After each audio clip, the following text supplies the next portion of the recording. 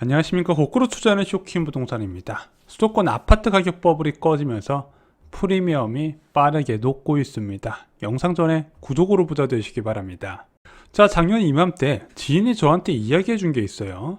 야, 고양시 덕은지구가 16억이래. 응? 제가 깜짝 놀래가지고 혹시 그 자유로 타고 가는 길에 있는 거 거기가 16억이라고? 에이, 설마. 제가 그랬거든요. 이 대화에서 언급된 지역은요, 고양 덕은 도시개발 사업입니다. 아마 일산 거주하시는 분들은 잘 아실 거예요. 자유로 타고 상암 지나면은 주유소 있는 근처에 신축 아파트 여러 채 짓고 있는 거 보이실 겁니다. 지금 완공돼서 입주하고 있죠. 4,700세대 규모의 소규모 택지입니다. 자, 그런데 이런 도시개발 사업 있잖아요. 늘 따라오는 논란이 있는 거 여러분들도 아실 거라고 생각을 합니다.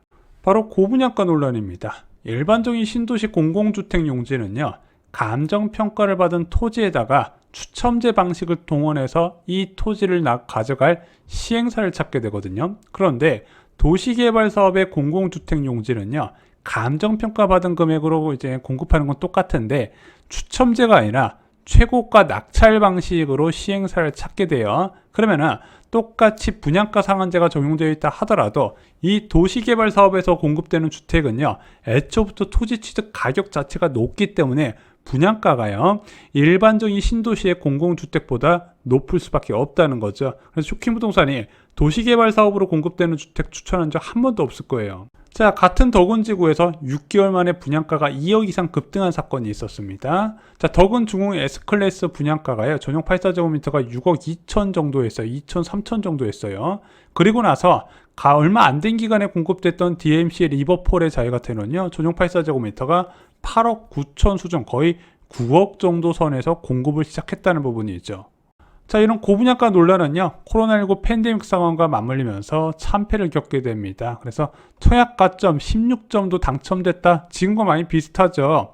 게다가 고분양가 논란에 263가구가 줍줍으로 나오게 됩니다. 미계약 물량이 크게 늘어났다는 거예요. 아무리 봐도 청약자 입장에서는 야, 이거 좀 너무 비싸다 생각할 수밖에 없겠죠. 근데 이 기사 나온 시기 보실래요? 2020년 6월입니다. 그 이후에 어떤 일이 있었죠? 팬데믹 이후에 금융시장이 빠르게 정상화되면서 저금리 상황에서 유동성이 부동산 시장으로 쏠리기 시작했죠. 그래서 미계약 물량이 263가구라 있는데 얘가 순식간에 완판이 되어버립니다. 자, 그로부터 2년 뒤 한 지역 커뮤니티에 이런 글이 올라와요. 덕은지구 리버파크 자이 전용 84제곱미터 14억 9,600만원 매물이 있네요. 예, 분양가가 8억 6천, 프리미엄이 6억 4천으로 나와 있습니다. 근데 얘는 급매라고 해서 올라온 거고 일반적인 매물이 프리미엄이 7억대 수준이었어요. 그리고 나서 한 달 뒤에 초초급매가 나왔다 해서 봤더니 13억 2천만 원입니다. 피 4억 7천만 원이에요. 이게 올해 6월달 이야기였습니다. 자, 프리미엄이란 무엇인지 간단하게 좀 체크를 해드릴게요. 아직 완공되지 않은 아파트의 분양권, 입주권을 거래할 때 분양 가격과 매도 가격 차이를 이 프리미엄이라고 해요. 웃돈을 주고 산다. 그래서 프리미엄, 피 다 같은 뜻입니다. 근데 프리미엄을 주고 산다는 건 무슨 뜻이죠? 저 아파트가 완공되면 내가 사는 웃돈보다 가격이 더 오를 것이다. 기대감이 있어서 산다는 거죠. 근데 최근에는 분양권의 양도세율 인상과 전매 제한 규제 강화로 이렇게 프리미엄을 높게 주고 산다는 것은 많은 사례는 아니라고 말씀을 드립니다. 자, 그런데 이런 신축 아파트는요, 거쳐야 하는 관문이 있어요. 자, 입주권을 샀든 분양권을 샀든 뭐가 사가지고, 자, 일단은 이 아파트가 진짜 내가 예상한 가치를 만들어낼 것인가, 그 전에 거치는 관문이 바로 입주라는 겁니다. 자, 이 입주는요, 물리적 주택 자체가 크게 증가하는 상황이에요. 그래서 신용대출과 중도금 대출을 활용한 수분양자가 실제 이자를 납부해야 하는 잔금대출로 전환한다는 거예요. 현실로 다가온다는 부분이죠. 두 번째는 투자 목적의 수분양자가 전세금으로 자금을 납부하려고 한다는 부분이죠. 그렇기 때문에 실제적인 신축 아파트의 가치는요, 이때 혹독하게 이루어진다는 겁니다. 실제 입주장에는요, 전세 매물, 매매 매물이 크게 늘어납니다. 이 중에서 가장 중요한 것이 바로 전셋값이에요.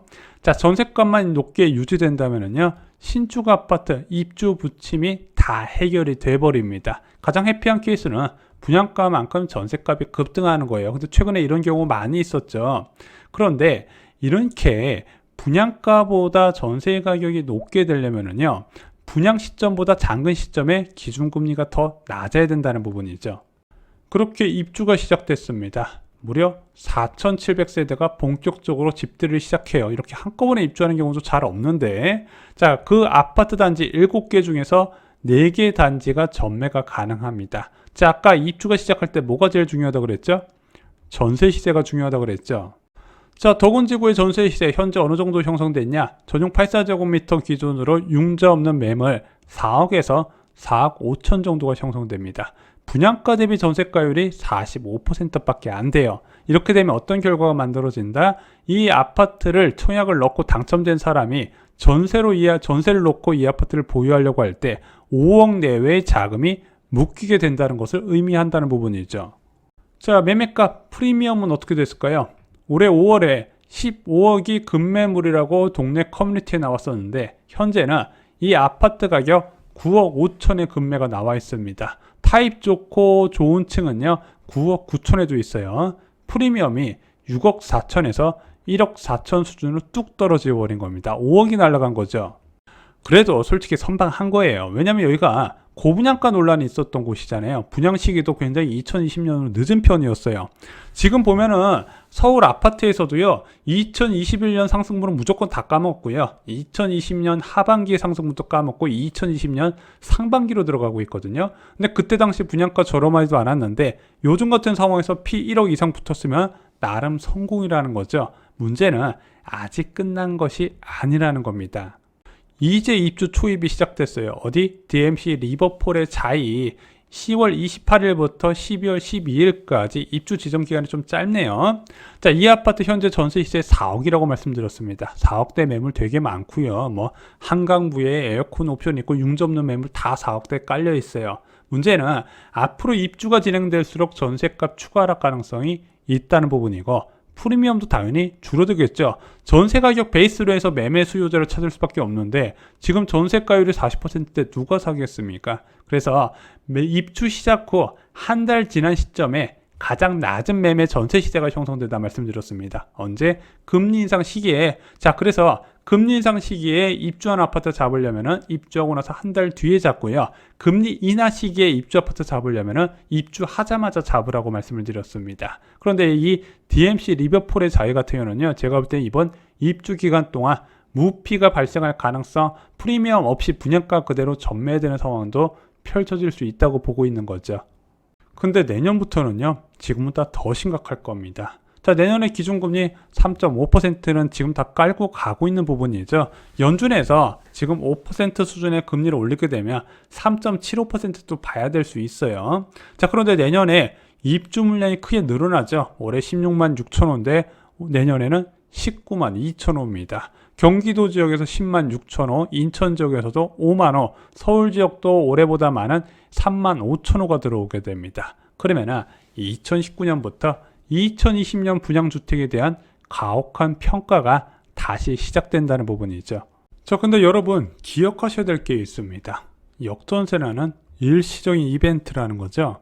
정해진 입주 기간 내에 많은 임대인이 세입자를 찾는 과정에서 매매 전세 붕괴 과정이 나타나는 게 역전세라고 말씀을 드렸습니다. 그런데 이 입주 지정 기간 그렇게 길지 않아요.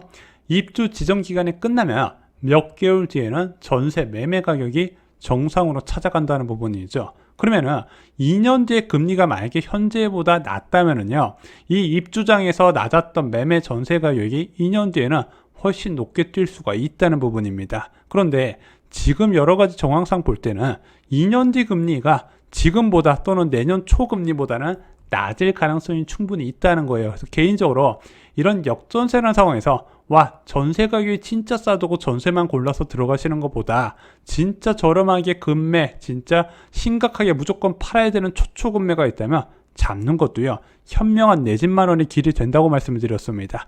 역전세는 절대 장기적으로 이어지는 이벤트가 아니라 짧게 끝나는 그 지역만의 이벤트인 걸 꼭 잊지 마시기 바랍니다. 역전세가 일어난 지역에서 기회를 잡으시기 바랍니다. 쇼킹부동산은 내년부터 2024년 초까지 전월세 만기되는 실수요자들의 내 집 마련을 권해드리고 있습니다. 역전세는 일어날 지역, 쇼킹부동산 신간서적 역전세자란에 모두 다 포함해 두었습니다. 여러분들이 내 집 마련에 필요한 모든 정보 담아두고 있다는 부분 잊지 마시고요. 이상 오늘 영상 마치겠습니다. 좋아요, 구독, 공유 꼭 부탁드립니다. 감사합니다.